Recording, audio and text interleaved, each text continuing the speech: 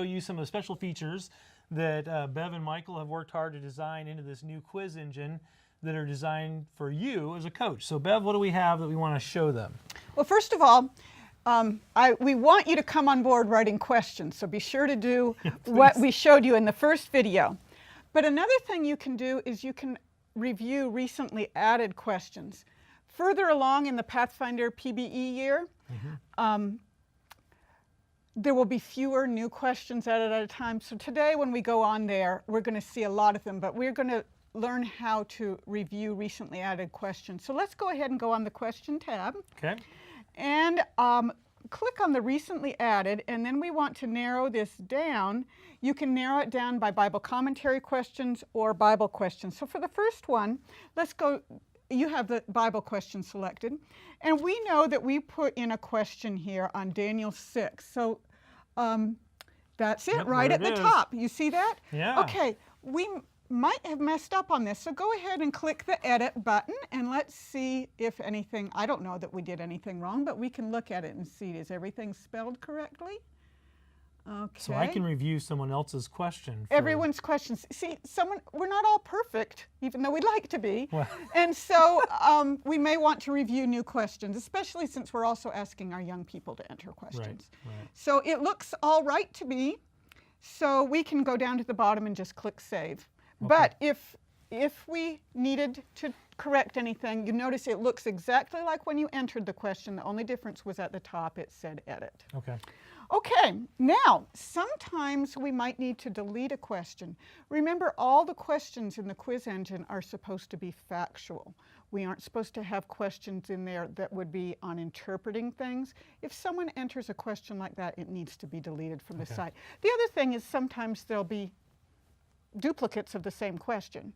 And so why don't we go in now, so we're going to look at recently added questions, and we're going to look up the Bible commentary question we did. And we are going to go down to, we're in volume 4, so we want to keep scrolling down. Okay, now, so we don't see it there, so go back up to the top, and we're going to click to the next page. Okay. And we're going to go until we find the one we did. Just scroll down and see if we have. We're looking for volume 4. Yeah, it's volume 4, and we're not there yet. Probably it's going to. I've had a coach helping add questions from volume 3, so that's the reason why we have so many new ones. Okay, we're not there yet.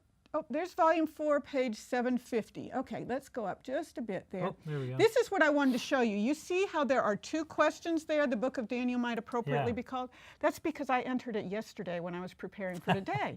We don't want it on there twice. Right. So go ahead and push the delete button. I'm just going to delete that one Delete right one. there. Okay. Yes, and Red button. It wants to be sure you didn't do that by accident, so it's a 2-step thing to delete a question. I really do want to delete that. Okay, that's gone. Awesome. Okay, so now there's... Now, I have a question on that. If coaches are deleting questions, do you want them to send you a little email and say, hey, I'm deleting this question, or do you want them to just do it? How much feedback would you like? To begin with, we might want to do that. Okay. But I think once people get more used to working on the site, that we'll get our confidence level up. Okay. Okay, there's another question option that coaches can look at, and that is flagged questions. Ooh. You know, I forgot to tell the Pathfinders that they can flag questions. Yeah, Maybe the coaches will want to tell them. Coaches will want to tell them that. Let me tell you, if the Pathfinder is taking a quiz and they're concerned about a question, they think that the reference isn't right, or they notice something wasn't spelled right, They can just... or something like that, they can click on a flag button, and then it's going to come up as a flag question. I'm sorry, I didn't mean to leave that out for the kids, but you can tell them. So now click on flagged, and we'll just see if there's any flagged questions. We have no flagged questions. Okay, we have no flagged Bible questions. Why don't we click over on commentary and see if there's any flagged commentary questions? There aren't, so we don't have anything flagged at this point. All right. If there was a flagged question, you can go in and review it and decide if you think it is relevant or not. Okay. Okay. That's great. So that... And you're happy for any coach to review the flagged questions and update those questions? In the future, I thought of something I'm going to ask the developer if he can do, but it may be a while before it happens, and that is that the Pathfinder can type in a comment when they flag it. Okay. So that we know what we're looking at, but it's not there yet. Okay. Remember, we're just up and running live. Yes, we're going just live getting started. today. Okay, the next thing is we can print flashcards. I know that different Pathfinders learn during doing different ways. So you're going to want to go in under the Quiz Me. Oh, It's yep, going to I be just clicked like the wrong doing a one. quiz.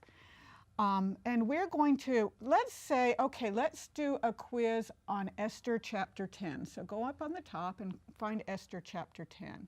You set up your flashcards exactly as if you were doing a quiz. And it can be a limited one or a big one. Okay, and we want it to be question answer only. Okay. You can do fill in the blank ones, and if you do it sequential, it's going to give them their whole verses of their chapter if you want, and then they have a fill in the blank option. But we're going to do sequential. Okay. We did the question answer. We want to do in sequential because we want these questions in order the first time. So let's go ahead and click sequential. And so every question, let's say how many questions. How many did we say we wanted? 30. That should cover for Esther chapter 10. That's a short chapter. So let's go to flashcards and click on that and see what happens. So you're going to get a PDF to Like be able this. to print these. And so I have printed these, and let me show you how that's going to work. I've printed for Esther chapter 10. There were 2 pages. I can take and I can slice horizontally between 2 questions, and then I can fold it. There's a line here. I can fold the line, and we now have a Answer on the question back. front and a question on the answer on the back. Great. It's all set up. They come out saying it's question number something, and it gives you the points. They can be put in any random order. Okay. So at this moment, this is how our flashcards work. One of the coaches asked, can we make an ability to print them front and back and do them on cardstock? And I understand that that's nice, especially for people that can easily print front and back. But we wanted to make it as easy as possible to begin with. So this is how we make flashcards That's right now. great. Wow. I know when my girls were in PBE, they went through stacks and stacks of flashcards. Okay. Okay, that's all the things you're going to want to view, but one of the things you're going to want to do is to be able to put your team members onto the site. So let's go back to the home page, and then you're going to see at the top you have an administrative panel.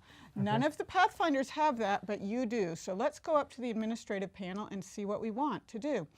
Okay, Richie, you, as the Club Ministries Director here, it says you're a club administrator. So why don't you go in under users? It's going to show all the users that are so far on in this conference. All right. One of the things, well, not all the ones that would be okay for you to look at. Yes.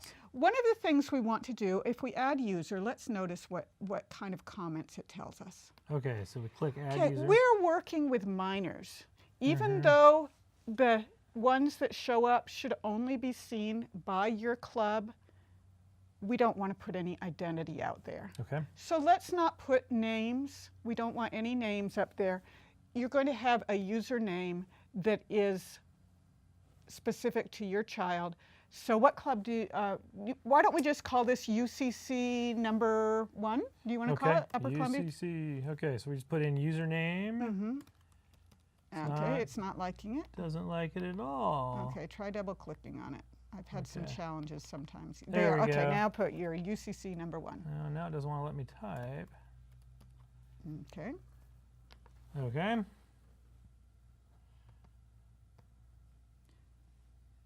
Let's see if it'll let me go. See now if it'll let you. Okay. No, it's not happy today. Okay. There we go. You tabbed at the end of it and it let you do it. Yeah, Okay. so keep playing with it. You'll get there. You UCC clicked at the end 1. of it. Okay. So UCC 1 and save. Now, what you're going to do is you look down through your list and you're going to find a UCC 1. Do you see where it says entry code? That is going to be the login information you need to provide to the person that you've assigned UCC 1 Okay, to. so entry code right here. So that would be what you would give to the Pathfinder right there. Okay. And anytime you as a coach go in to the users section and you see the list, you can get that code again for if your Pathfinder forgets it. Okay, good.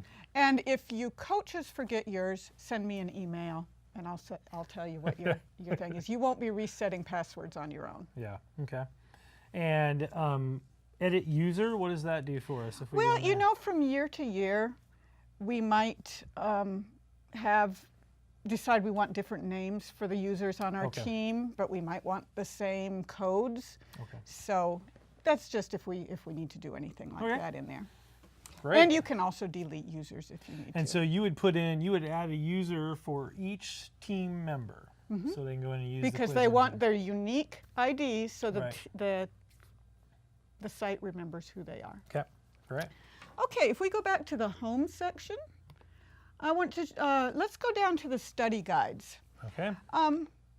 When I studied with Pathfinders in Pathfinder Bible Experience, I always figured it was more than just memorizing the words. Right. I wanted to understand what it means. And in the book of Daniel, there are so many exciting personal applications, and there's also prophetic understandings. Well, I want you to know that these study guides are nothing that are created by the UCC Pathfinder program. What I have done is I am trying to share with you studies that I did with my children about a dozen years ago when they were Pathfinder age that I found helpful. So go ahead and click on one of them and I'll just show you how it works. You can print it off. It's in PDF format if you want.